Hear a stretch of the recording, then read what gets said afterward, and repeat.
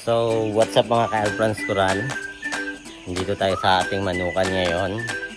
At kanina lang ay may sisiw tayong dumating. Bali, 500 heads na naman yon.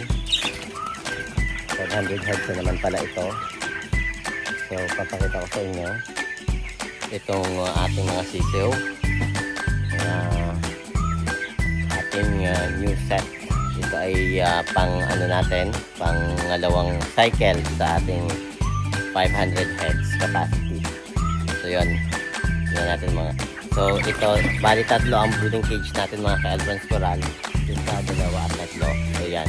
So bali 1 week sila dito mga ka-Alfrans Coral, and then after 1 week ay ibababa na natin sila. Pagtapos nun ay i-prepare naman natin sila sa ang ating brooding cage para sa next cycle.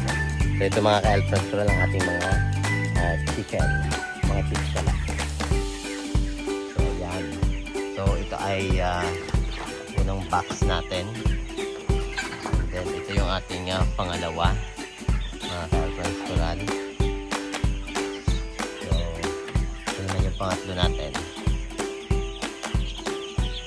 Alright. So yan.